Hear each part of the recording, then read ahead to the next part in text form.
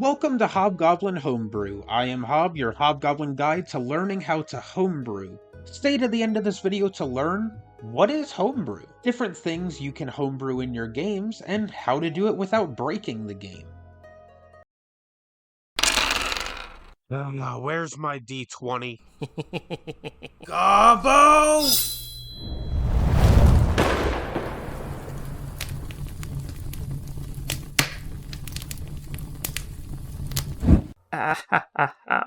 Worth it.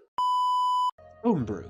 A simple word that for so many new game masters can be a daunting subject to tackle. I mean, I've definitely been there where I gave my player a cool item that I thought would be fine, and then things were spiraling out of control. Going for the dual-wield chainsaw shotgun laser earrings with detachable missile launchers and drink dispensers. Ooh, and they have built-in cup holders. Look at that. No. Homebrew takes many forms, from classes, subclasses, species, feats, monsters, spells. I cast instant Brazilian wax! Magic items, entire worlds you build from your imagination, and even new rules for the game.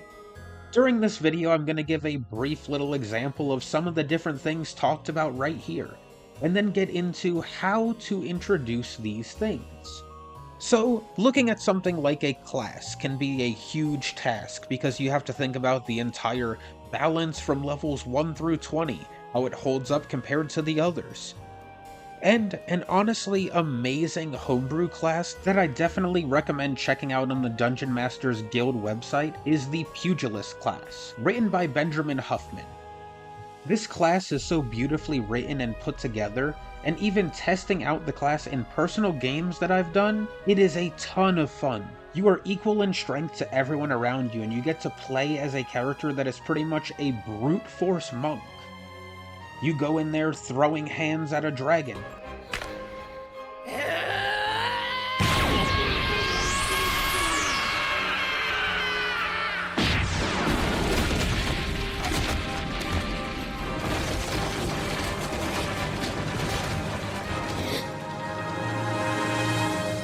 Ready to whoop some ass and say screw staying calm and collected.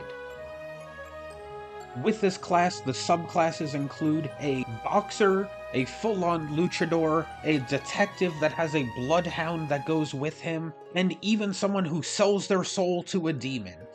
It is amazingly put together.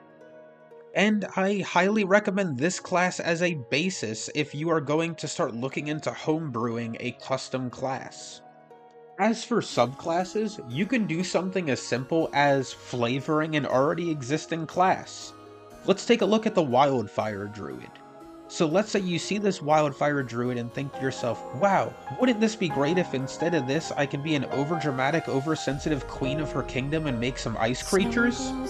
In order to do that, all you would have to do is look over the spell list and at each level pick an ice option instead of a fire one.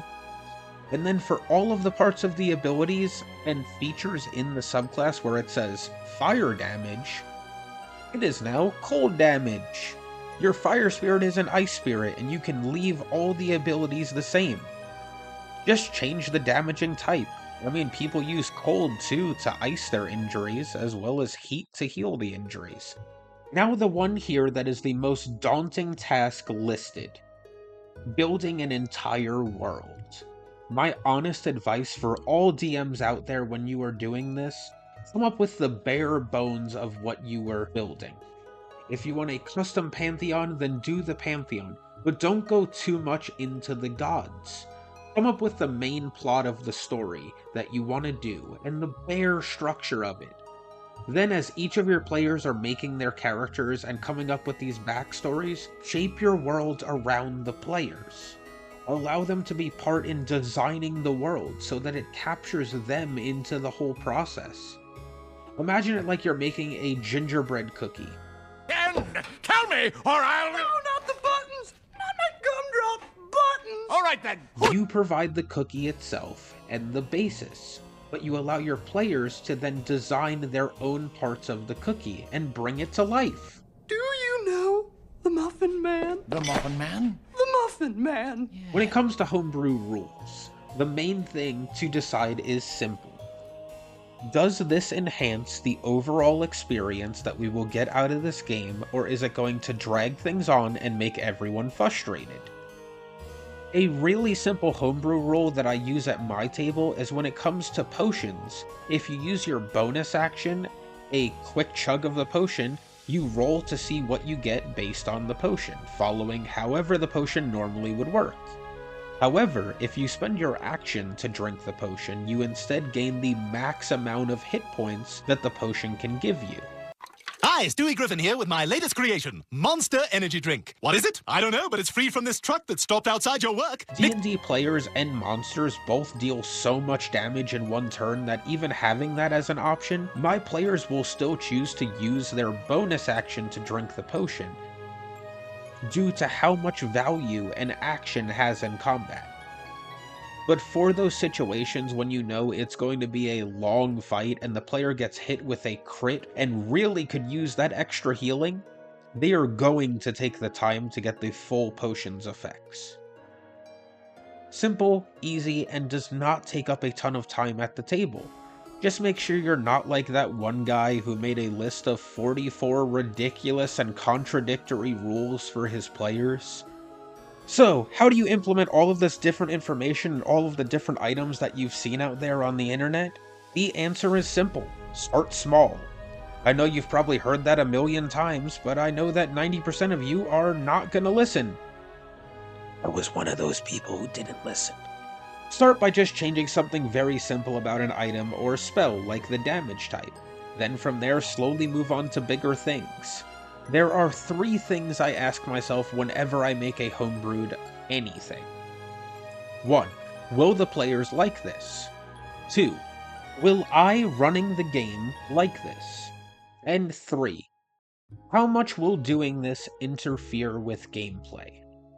And honestly, it's that simple. Hobgoblin Homebrew is a brand new concept that I'm bringing to this channel because I have hundreds of documents with homebrewed things that I've made, so I really hope that you all enjoyed this video. Hopefully this gave you ideas for some homebrew to throw into your game. If you have any ideas or homebrew that you have made, throw it into the comments below and we will give you our thoughts. Or if you want to actively communicate with us goblins and build homebrew with us, join our Discord with the link below. If you have enjoyed today's video, please like, comment, ring that bell, and subscribe. It would help us greatly to slay the monster known as The algorithm! Thank you for your time from all of us here at Goblins and Gremlins.